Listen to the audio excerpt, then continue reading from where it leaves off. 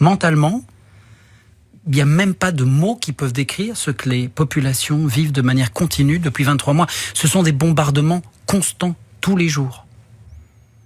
Et donc, à un moment donné, on peut comprendre ces personnes qu'on entendait qui disent je sais que je risque ma vie, mais je vais même plus bouger cette fois-ci. De toute façon, si je bouge, je risque quand même aussi ma vie. On entend vraiment cette position presque désespérée, ou même tout à fait désespérée dans la bouche de certains et certaines. Et si vous voulez, les personnes ne sont même plus capables de crier simplement le fait de survivre, parce que de toute façon, au moment où il y a eu le cessez-le-feu au mois de janvier et février, vous avez 1 million de personnes qui sont retournées dans la ville de Gaza. C'est pour ça qu'on était pratiquement à 1 million de personnes. Pourquoi ces gens sont retournés? Parce qu'ils veulent être à l'endroit où est leur vie. Ils sont capables d'aller simplement sur ce qui va être des débris. C'est leur maison, c'est tout ce qui leur reste. Quand j'étais début du mois d'août, il y a un quartier juste à côté, parce que c'est pas que maintenant, soudainement, la ville de Gaza est sous une nouvelle opération militaire.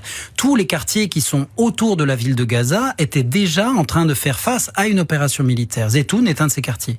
Quand j'étais au début du mois d'août, une famille de 11 personnes, vous avez un des enfants de la famille qui avait 4 mois, il a eu un éclat d'obus qui lui a qui vraiment l'a eu sur la tête. Et de nouveau, j'avais déjà décrit ça, vous avez au niveau des hôpitaux, la plupart des hôpitaux qui étaient encore fonctionnels dans les conditions extrêmes que sont pour l'instant Gaza, la plupart étaient concentrés également autour de la ville de Gaza. Donc vous avez maintenant 2 millions de personnes qui vont aller dans des zones où il n'y a pratiquement que des centres de santé. On ne parle même plus d'hôpitaux. Vous allez avoir 12% du territoire sur lequel va s'amonceler 2 millions de personnes. Les seuls hôpitaux qui fonctionnent sont dans des zones de Rafah. Ces hôpitaux ne sont même pas là où les personnes peuvent se déplacer. Ça veut donc dire qu'elles vont devoir, quand elles doivent aller à l'hôpital, être forcées d'aller dans des zones où, normalement, elles ne peuvent même pas être physiquement. Le dernier hôpital qui était le plus fonctionnel, on l'appelait l'hôpital européen, il était complètement détruit. Cet hôpital était dans le sud.